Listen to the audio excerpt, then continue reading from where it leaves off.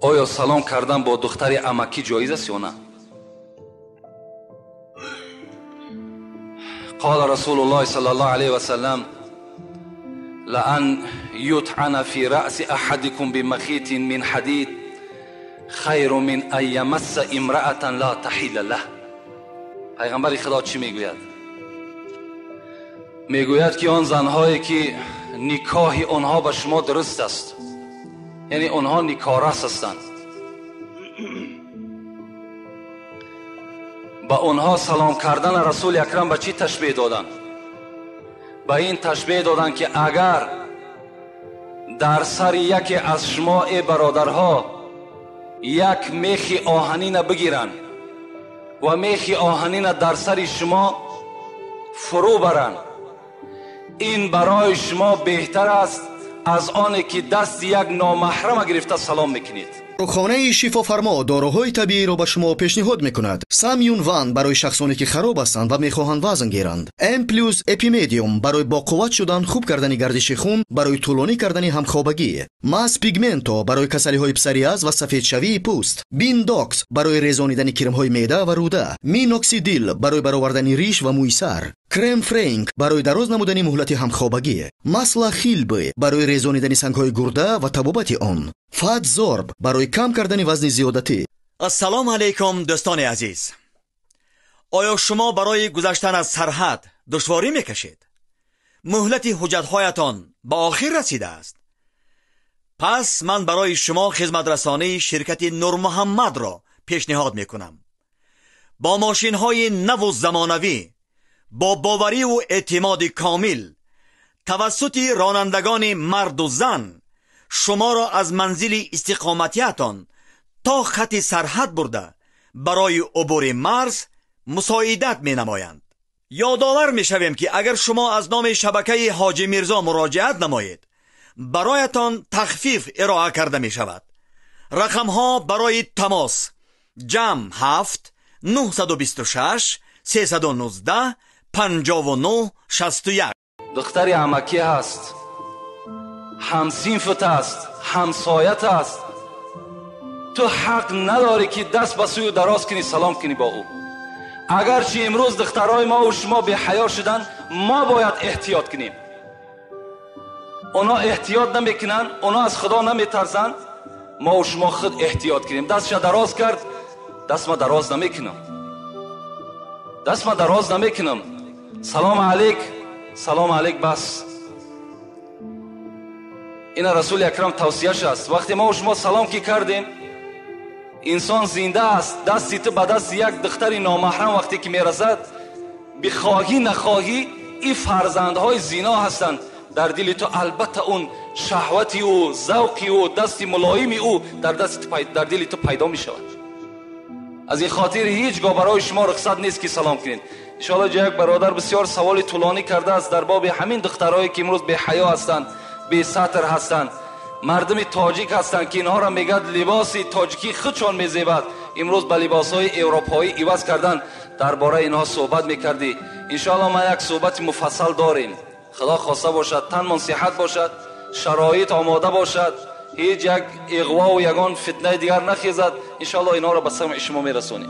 برادرای عزیزی که قرآن خوندن نمیتونید با زبان عربی، اینا با ترجمه تاجیکی و همچنین با حرفای کریلیکی طرز خوندن قرآن. اینا بسم الله الرحمن الرحیم، به نام خداوند بخشنده و مهربان. هم زبان عربی قدی نویسه، هم با زبان کریلیکی طرز خوندنش، هم ترجمهش هست. انا اعطیناک الکوثر فصل لربک وانحر. اینا یکم آیت به درستی که ما تو را کوثر عطا کردیم. یکم آیت نیم انا اعطیناک الکوثر. هر یک آیتی که میخونه ترجمهش هست، هم با زبان عربی نویسه، هم با زبان کریلیکی نویسه، هم ترجمهش با زبان تاجیکی است. السلام علیکم و رحمت الله و برکاته.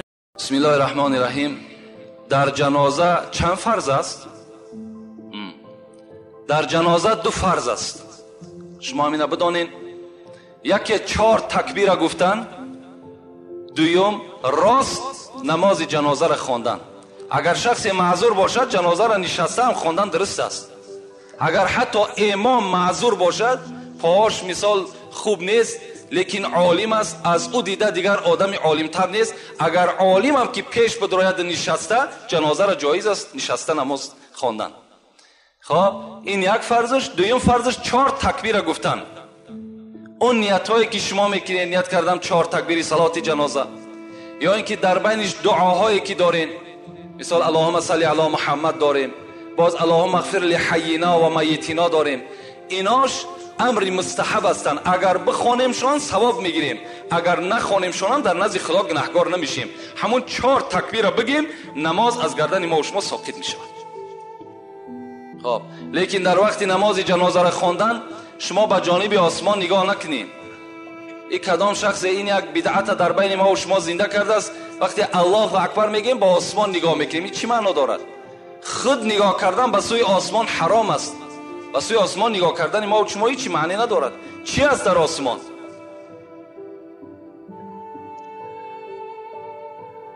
در قیامت هر کس را با کسی که همراه میکنن که او را در دنیا دوست می‌دارد. آیا این درست است؟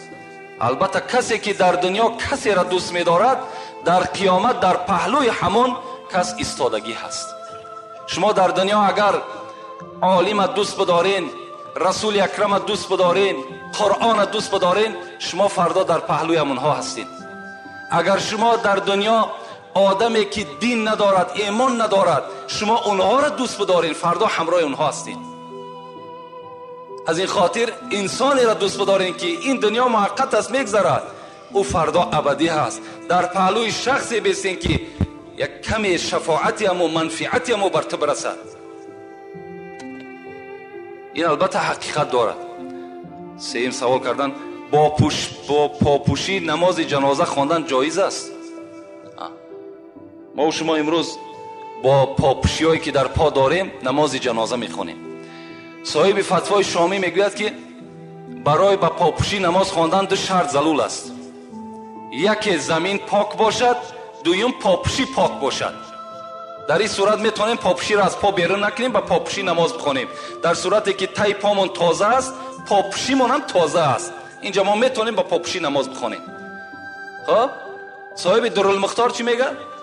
میگه برای که در بالای پاپوشی ساده و نماز جنازه خواندن، اینجا در صورتش این است که اگر پاپوشی آدم بی نماز باشد، در این صورت ما پاپوشی را بدر میکنیم، در بالای پاپوشی میسیم. اگر پاپوشی ما و شما یا زمین بی نماز باشد، در این صورت ما بالای چی ده؟ بالای همون پاپوشی ده میسیم و نماز جنازه را میخونیم. و الا زمین تازه باشد، پاپوشی تازه باشد، دیگر حاجت به بدر کردن نیست.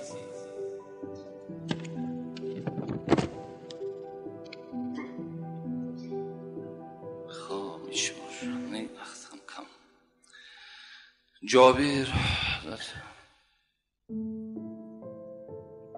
السلام علیکم دوستان عزیز.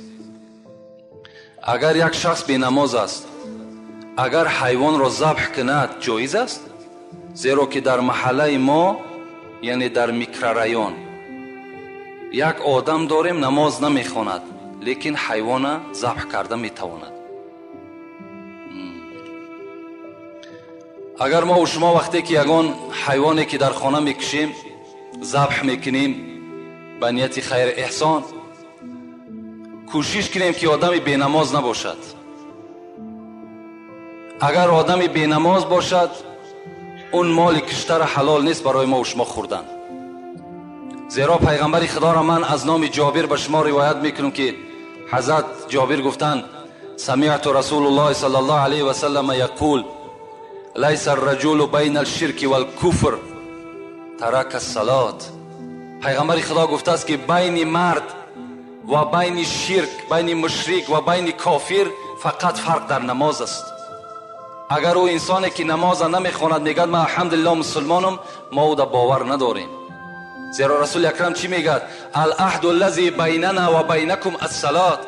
عهدی که ما بین شما ای امت اسلام و بین مشرکا کردگیم، عهدی که ما بستگی هستم این در نماز است. اگر نماز بخوانند از امت من هستند، اگر نماز نخوانند اونا در عهد من چی کردند؟ وفا نکردند.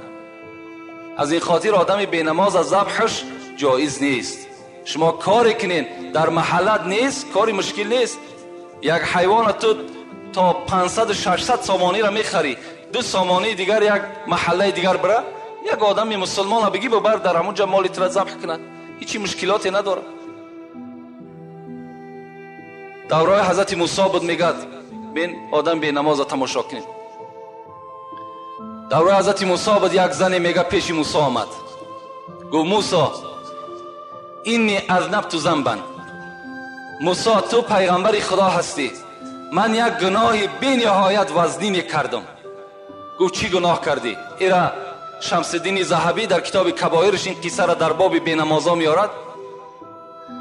میگه چی گناه کردی؟ این زن چی میگد؟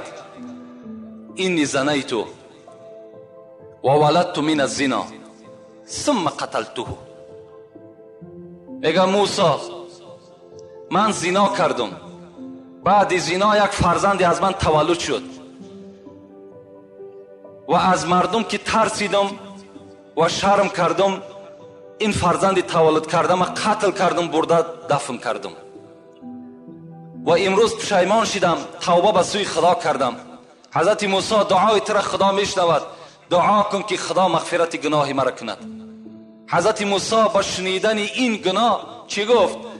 اخرجی یا ایتها الفاجره، ای زن زناکار، ای زن بدبخت، از پیش من دور شو. حتی لا تنزل من السماء نارا فتحرقنا بشومکی، تا که از کثافتی تو، از بدبختی تو بالای سر ما آتش از آسمان نریزد و ما هم در عذاب تو گرفتار شیم. میگه این زن بیرون شد، در حال جبرائیل پایان شد و میگه سلام بر موسی کرد، گفت لما رددت تائبه، ای موسی این زن توبه کرده بود، این زن از صدق توبه کرده بود، پیش تو آمد، چرا تو را از درگاه خود راندی؟ چرا که از خدای خود طلب نکردی که این زن خدا مغفرت کند؟ این در اصل توبه صدق کرده بود. اما وجدت شر منها، موسی گفت تو بر یک زنای همی زن و بر این عملی که این زن دست زد تو غضبناک شدی؟ آیا تو میدانی که از این زنی که زنا کرد و از زنا تولد کرد و فرزند خود به دست خود کشت، میدانی از این دبا بدتر مخلوق است؟ حضرت موسی گفت من هو شر منها. موسی گفت او کی هست از این بدبخت با بدبختتر؟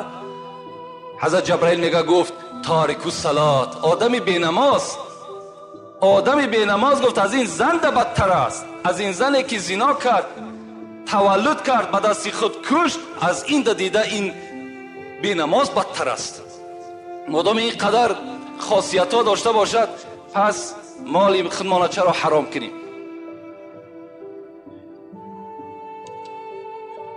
السلام علیکم داملای محترم. بعد از سلام چنین سوال، در تاریخ طبری نوشته شده است که حضرت ابوبکر را زنش غسل داده است، آیا صحیح است یا نه؟ شستن زن مرد را درست است؟ غسل بعد موت جایز است؟ البته حضرت ابوبکر را زنشان غسل دادن. وقتی که زنشان غسل دادن، حضرت عایشه صدیقه زنده بود، زن پیغمبری خدا، دختر ابوبکر. گفت اگر من میدانستم که زن مرد شستنش جایز است، هر آینه نمیگذاشتم که رسول اکرم کسی دیگر بشود، خود میشستم. از این خاطر زن جایز است که مرد بشود.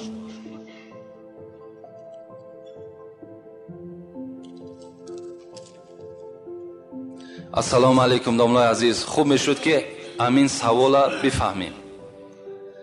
بعضی آدمان پنجهشون رو قطع میکنن، چرق میکنن. بعضی آدم میگوید که اگر هر دو پنجه رو کنی یک گوسفند خیر میکنی. بعضیش میگویند که عمرت کم میشود. خوب میشون میفهموندی. عمر کم به هیچی وابسته نیست. عمر زیاد کم میکردگی این در نزد خداست. ما 2 جمعه پیوسته درباره همین گپ زدیم. اگر از همین دم که شما عمر که باز وابسته به همین باز همین دست به همین اعضا و به همون همسایه و به دیگرها که حواله کنین، اذا جاء اجلهم لا یستأخرون ساعة ولا یستقدمون. خدا میگه که وقتی اجل شما آمد هیچ کس دیگر عجل شما را 1 ساعت پیش و 1 ساعت قفا کرده نمیتواند. هیچ چیز. و این دستی که ما و شما مثال آوازی او را صدای را میبراریم، این را صاحب فقه کیدانی میگد اگر در نماز کسی کند در نماز کراهیت دارد، یعنی بازی کردن بر دست میشود. لیکن از زبان طبیبا هم شنیدیم که همین آوازش صداش برآوردن هم این هم در همین پنجه خلل دارد، زلال دارد. لیکن یک گوسفند در گردنت واجب شود یا عمرت را کم کند، اینا هیچ اصل ندارد.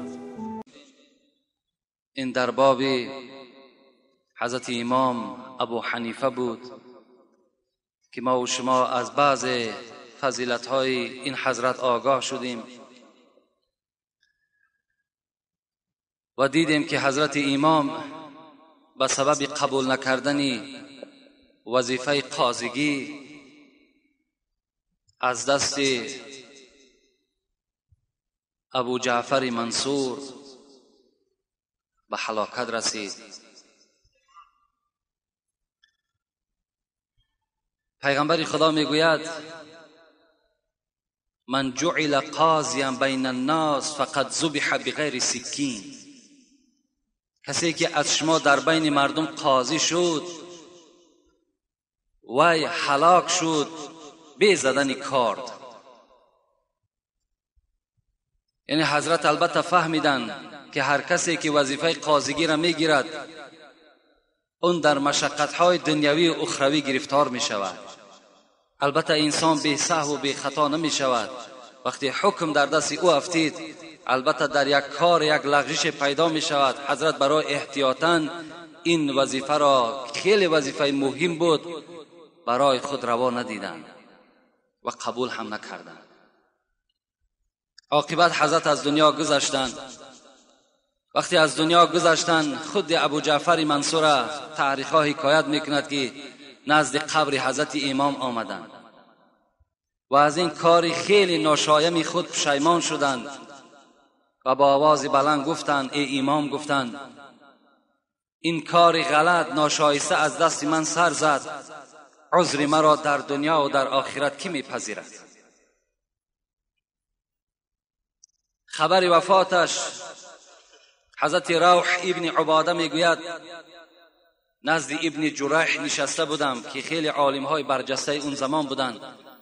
وقتی در معرکه ما هم صدای آمد که امام از دنیا گذشت، ابن جریح چی گفتند؟ گفتند که چی علمی کلان از بین رفت. حضرت شعبه باشد، این هم که از عالم‌های برجسته زمان امام بودند، وقتی میگوید خبر وفات امام به گوش من رسید، حضرت شعبه چی گفتند؟ گفتند نور علم در شهر کوفه خاموش شد. حمانی باشد، از پدرش روایت میکند، میگوید پدرم گفت شب خواب دیدم که 3 ستاره از آسمان در زمین زد. بعد هفته گذشتن وفات ابو حنیفه میگوید به گوشم رسید و وفات حضرت مسعر به گوشم رسید و وفات حضرت سفیان ثوری به گوشم رسید. و حمانی میگوید پدرم گفت که عالم ها اینها به منزله ستاره ها هستند. این عاقبت حضرت از دنیا گذشتند، خدا رحمت و مغفرتشان کند. و با همین این موعظه را ما و شما خاتمه میدهیم و از تمام پیروان حضرت امام خواهش ما، درخواست ما همین است که چگونه ای که حضرت رفتار کردند و چگونه ای که از حدیث ها و آیت ها برای ما و شما مسئله های را اجتهاد کردند، باید که به اونها ما و شما رفتار کنیم، به اونها ما و شما عمل کنیم. و دیگر برادرانی که پیروی این مذهب امام نیستند، از اونها درخواست من این است که بعض اختلاف ها را در بین مردم پیدا نکنند، زیرا که عاقبت اختلاف به همه ما و شما معلوم است که به چه انجام می‌یابد. از عادی ترین حالت مسلمان ها امروز دشمن های اسلام استفاده میبرند باور کنین ما هم دنیا گشتیم، ما تاریک فکر نیستیم، ما هم روشن فکر هستیم. دل ما هم الحمدلله به مسلمان ها می سوزد، دل ما هم به مسجد می سوزد، به اسلام می سوزد. از این خاطر حضرت امام شافعی را بینین که خیلی امام برجسته بودند که در شهر اوزه فلسطین به دنیا آمدگی هستند. وقتی میگوید برای زیارت نزد قبر حضرت امام آمدن به کوفه، به شهر عراق، در مذهب امام شافعی در نماز بامداد قنوت خوانده می شود. وقتی به کوفه آمد نزد زیارت حضرت امام، حضرت طبق مذهب حنفی رفتار کردند، قنوت ترک کردند تا که اختلاف در بین مردم پیدا نشود.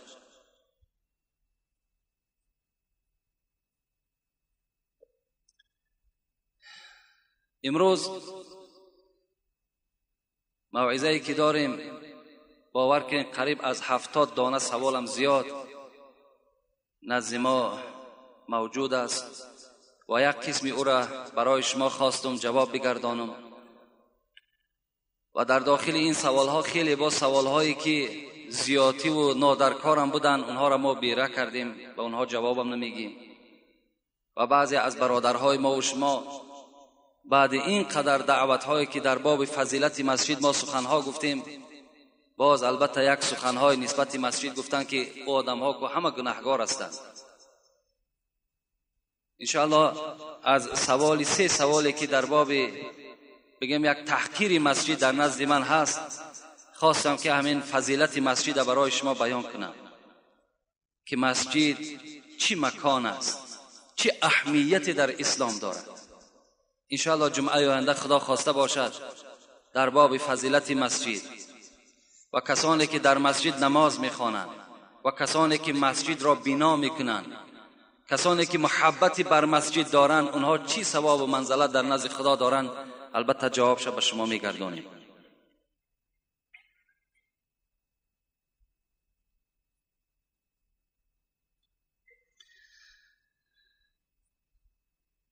السلام علیکم داملای عزیز، میخواستم با این سوال من جواب دهید.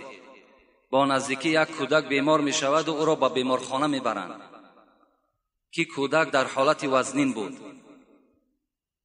دکتران میبینند که علاجش نیست، به مادرش میگویند که یگان شخص بیارید که کلمه اش را خواند. مادرم رفته ملای را میآورد، وای میبیند که دست پسرک حلال کردگی نیست. میگویند که پسر چند ساله و چی نام دارد؟ میگویند حسن نام دارد و 3 ساله هست. ملا میگوید تا دستش را حلال نکنید جنازهش درست نیست. خلاصه دست کودک را حلال میکنند. آیا این عمل درست است یا نه؟ اصلا برای جنازه کردن دست حلال شرط نیست و برای تلقین کودک 3 ساله هم کلمه اشهد ان لا اله الا الله اشهد ان محمدا عبده و رسوله حاجت هم نیست. و دیگر این که ختنه کردن سنت است نزد حضرت امام ابو حنیفه و نزد دیگر ائمه های ما و شما واجب است. و خود ختنه این از حضرت ابراهیم و پیغمبر ما و شما آمد که با فرمان خداوند با ابراهیم امر کرد که ختنه کن، در حالتی که حضرت ابراهیم 160 ساله عمر داشتند. در 160 سالگیش میگوید چیکار کرد؟ ختنه کردند. و این عمل با تمام امت پیغمبر ما و شما سنت شد. بهتر و افضلش همین است که در روز 7 ختنه کرده شود. در روز 7 ختنه کرده شود، در روز 7 تولد همین فرزند نام گذاشته شود، در روز 7 همین فرزند موی سری او را تراشیده با وزن او باید که ما و شما طلا دهیم یا نقره دهیم دست ما نرسد. و در روز همین 7 باید که عقیقه کرده شود. بچه باشد 2 گوسفند، دختر باشد 1 گوسفند باید که ما و شما ذبح کنیم. خواه خام تلاشش میکنیم، خواه یک قسمش در خانه میخریم، خواه یک قسم دیگر شب به مردم تقسیم میکنیم. این کار ما و شما. این عملها باید که در روز 7 تولد فرزند باید که انجام بیابد. حتی من یک کتاب دکتری مصری را خواندم و حضرت میگوید که اگر ختنه چنان یک جهت طبی هم دارد که کسانی که ختنه میکنند از کسل سوزاک و سرطان نجات مییابند. اگر آن عملهای را انجام ندهند در دوام حیات، چون که پیدا کننده کسل این سوزاک و سرطان باشد. یعنی این فایده های طبی هم دارد و از یک جهت دیگرش سنت است در اسلام ما و شما. از این خاطر اگر کسی در 7 نکرد تا سن بلاغت ختنه کنه جایز است. یعنی بچه تا سن 12 سالگی اگر ختنه کرده شود این همچی است سنت بجا می آید. لیکن در 7 روزگی پیغمبر خدا هم توصیه دادند که باید ختنه کرده شود. لیکن برای جنازه او را نخواندن این البته یگان دلیلی ندارد، حاجت هم نیست.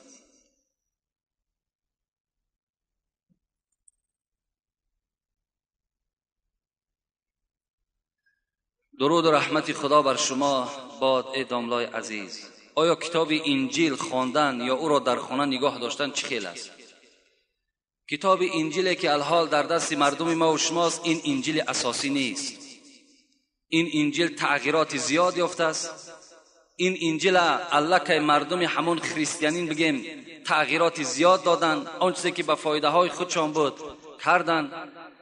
اگر انجیل اساسی باشد نام پیغمبر ما و شما در او انجیل باید که ثبت کرده باشد، ثبت شده باشد، چگونه که قرآن میگوید و اذ قال عیسی ابن مریم یا بنی اسرائیل انی رسول الله الیکم مصدقا لما بین یدی من التورات و مبشرا بالرسول یأتی من بعد اسمه احمد.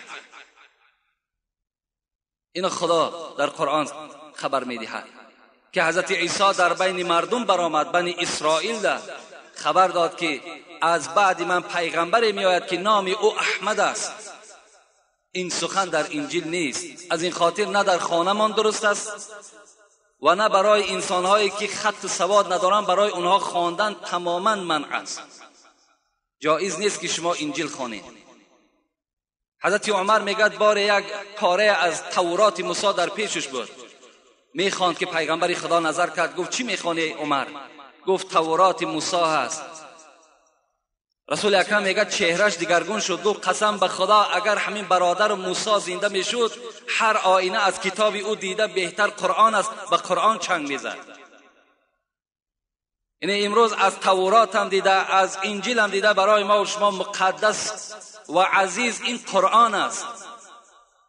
قرآن چی به طریق حرفهای کریلی هم برآمده است، چی به حروفهای فارسیش هم برآمده است، چی عربیش هم برآمده است. مرحمت در این ثواب است. وقتانه در این کتاب‌هایی که الک منسوخ شدن، کتاب‌هایی که تغییرات زیاد در داخلشون هستند، چی در کار میگذرونید؟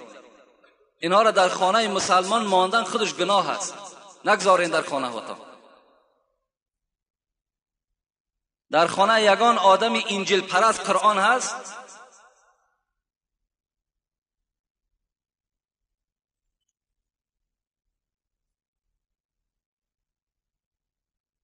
نیست. در یگان خانه انجیل پرست قرآن راه نمیتن. السلام علیکم داملای عزیز، من سوالی دارم. در محله ما در چند مرده خانه زنهای همسایه ما مرده را زیارت میکنند و دستهایشان را به مرده میرسانند و بوسه میکنند. جوابش را گردانید تا که زنهای محله ما درکدار شوند. و سوال دوم من همین است که از خدای متعال در حق من دعای نیک کنید که کارهای من مثل برادران مؤمن باورار باشد و زکات مال دادن را بر من هم نصیب گرداند.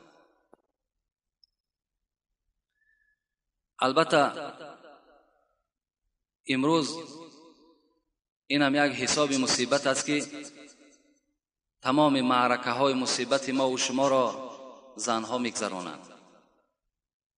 یعنی یک مرد در همسایگی میگذرد، برای او نه خویش است، نه تبار است، نه برادر است، لیکن پیش از شوهر یک رویمال دیگر در سر کشیدگی و نزد همون مرده در راست می شود. نه اجازت شوهر است، نه رخصت شوهر است، حتی شوهر هم درک ندارد همین زن در کجاست. و شما همتون وقتی همون زنها بر میگردن از مردخانه پرسین که چیکار کردین در همون مردخانه؟ بجز در داخل همون مردخانه به غیبت، بغیر همون چقچقی که بین یکدیگر میکنن، باور کنین در اونجا هیچ مسئله مطرح نمیشود. همون یار و رفیقا و بگیم اهل اولادش بیچاره یک چی آبی چشم کنن میکنن، اینها فقط نظارت میکنن کنی کی میآید، کنی کی چگونه گریه میکند، چی خبرها در همون داخل است. خلاص نمیقدر کار دارن.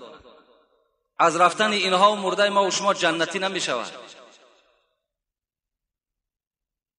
پیغمبر خدا میگوید که انس راوی این حدیث است: لما عرج بی مررت بقوم، وقتی که من شب معراج به سوی آسمان برآمدم با همراهی جبرائیل، نظر از دوزخ کردم. لهم اظفار من نحاس یخمشون وجوههم و صدورهم.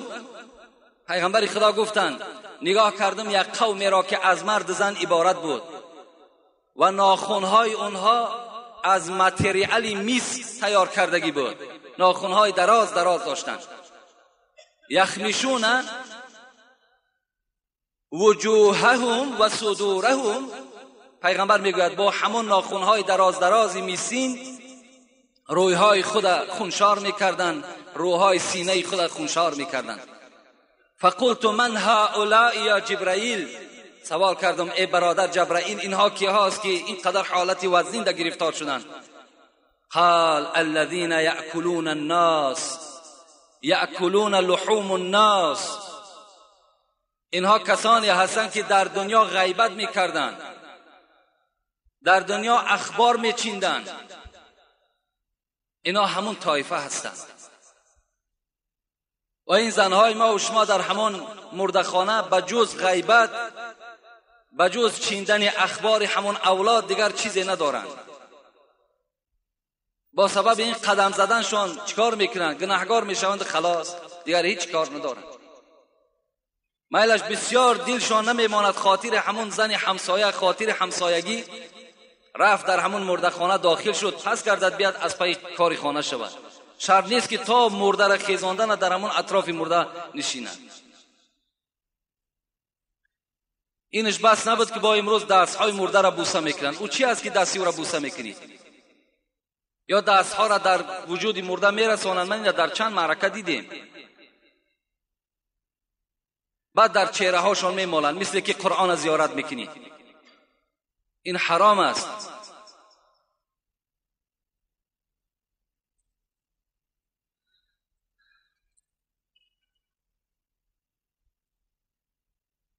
السلام علیکم داملای مهربان. از این سوال من آزرده نشوید، زیرا که این مسئله ها باعث شبهه در دل انسان قرار میگیرد. با احترام، مخلص شما از واسه. خداوند در کدام مکان و مقام جای دارد؟ بعضی ها میگویند که او در عرش است. التماس به ما فهمانید.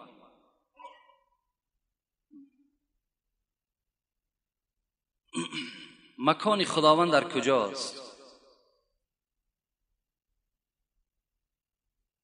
میگردیم به تاریخ حضرت امام ابو حنیفه. حضرت میگوید بار خواب دیدم یک خوگ میخواهد که بدن خود را در پوست یک درخت، در تن یک درخت مالد، لکن شاخچه های همون نوده های همون درخت این خوگ را چنان زدند که از پیش درخت دور شد. در خواب دید میگه حضرت امام. وقتی میگوید بیدار شدم، نزد استاد خود حضرت حماد آمدم، بینی ابو سلیمان. نگاه کردم که استادم خیلی غمگین است، حالتش ناخوب است. با دل گذرانیدم که چی مصیبت بالای استادم آمدگی هست.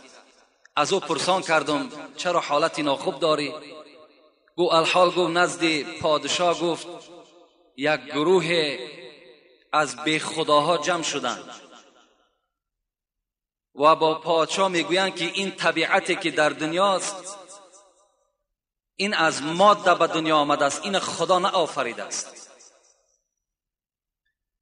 و در دلیل های زیاد داریم. کدام عالمی که داری مرحمت با او عالم ما بحث میکنیم. حماد میگوید که این پادشاه مرا اختیار کرد.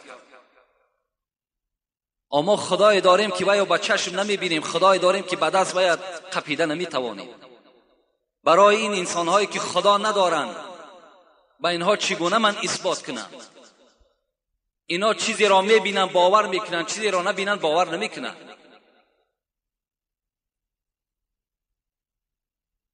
حضرت سعدی را خدا رحمت کند میگوید آن کس که به قرآن و خبر زو نرهی، آن است جوابش که جوابش ندهی. در آن کسی که قرآن دلیل میاری، حدیث دلیل میاری، وقتی باور نمیکند جواب او انسان خاموشی است، خلاص. ابو حنیفه میگوید در حال من تعبیر کردم که این خواب من با همین برآمد. یعنی این خوگه که من در خواب دیدم همان رئیس بی خداهاست که نزد پادشاه وجود دارد. و این درختی که این خوگ خواست خود را در تن این درخت مالد، این درخت استاد من حماد است. و آن نوده هایی که این خوگ را زد این شاگرد او ابو حنیفه است. گفتن حضرت غمگین نشو، من با اونها بحث میکنم. اگر من بحث کردم و غالب آمدم میگویند خدا بر استاد این رحمت کند، و اگر مغلوب شوم میگویند که یک شاگرد خردکه بود و در دل مردم هیچ دیدگی پیدا نمی شود، زیرا من کودک هستم. و اگر شما مغلوب شوید این یک مصیبت در شهر کوفه می شود. حضرت برای ما یک دعای ده، ما با این بی خداها بحث میکنم. وقتی نزد این ملحدین رفت، یعنی آدم هایی که در نبودن خدا عقیده داشتن، این سوال اونجا پیدا شد.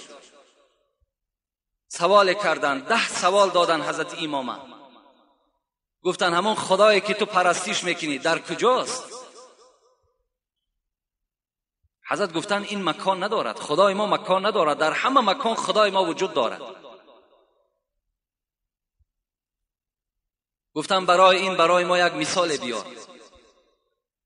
حضرت امام مثال آوردن. گفتن در یک ظرف اگر شیر باشد، شما به من خبر دهید که آیا در ترکیب شیر روغن هست؟ گفتم بله روغن هست. این مسکه‌ای که ما و شما میگوییم. گفت آیا در کدام نقطه همین ظرف همان روغن وجود دارد؟ گفتن در تمام جزئیات این شیر روغن وجود دارد. یعنی در تمام ترکیب این شیر روغن هست. گفتن حضرت امام گفتن مادامی که یک روغن در تمام جزئیات شیر که وجود داشته باشد، پس این خدایی که خالق این شیر است و خالق این دنیاست، پس وی در همه جا وجود داشتنش ممکن است. گفت ای صاحب این مسئله راهنما، میدان به یقین که لامکان است خدا. خواهی که تو را کشف شود این معنا، جان در بدنت ببین کجا دارد جا. برای آنی که لامکانی خدا، برای خدا یک مکانی خاصه نبودن برای تو اثبات شود، فقط به جان خودت نظر کن. همین جان در کجای بدن هست؟ در همه جای بدن هست. خدا هم در همه گوشه چی هست؟ وجود دارد.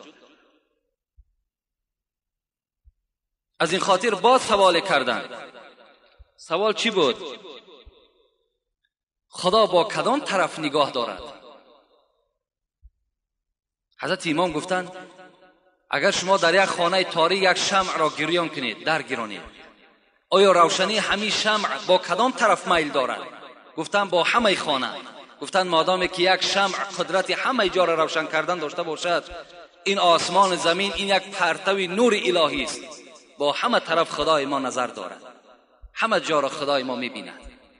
این گونه سوال ها حضرت امام جواب دادند. از این خاطر برای خداوند مکانی مخصوصی نیست و خداوند در همه مکان وجود دارد. السلام علیکم ناملای محترم، حیوانهای دریایی را کدامش حلال و کدامش حرام بودن را مفصلا شرح دید با آیت و حدیث و فتوا. در نزد مذهب ابو حنیفه بغیر ماهی تمام آن چیزی که در دریا زندگی میکنن همش حرام هستند، بغیر ماهی و آن چیزی که باز در همین عالم ماهی داخل می شود. زیرا که در داخل بحرها اگر شما خبر داشته باشین خوک ماهی هم وجود دارد، سگ ماهی هم وجود دارد، خرس‌های آبی هم وجود دارد، قورباغه ها وجود دارد، خرچنگ ها وجود دارد و دیگر نمود حشرات هایی که در زیر دریا هست. به قول حضرت امام ابو حنیفه که آیت را دلیل میکنند و یحرم، طبیعت آدم از دیدن وی خیره می شود، این خبائث میگویند. حضرت امام این دلیل کردند و گفتند بغیر ماهی تمام آن چیزی که در دریا هست همش حرام است، اگرچند که نزد جمهور همه آن چیزی که در دریا هست همش حلال هست، لیکن نزد حضرت امام ابو حنیفه همش حرام است بغیر ماهی. در حدیث ها پیغمبر خدا میگوید که دو چیز را به ذبح یعنی به بریدن سر اونها برای شما حلال گردانیدم، یکی ماهی یکی ملخ. ملخ هم در اسلام حلال است خوردنش، چی ذبح کرده باشد چی به ذبح باشد. و ماهی که اگر حضرت امام ابو حنیفه میگوید اگر خود مرده باشد وی حرام است، وی را خوردن جایز نیست. یعنی خود مردش حضرت امام جدا کردن که وقتی می روید شما می بینید که در دریا شکمش از قسم بالا باشد و مردگی باشد، این صورت اون ماهی را حرام است خوردنش.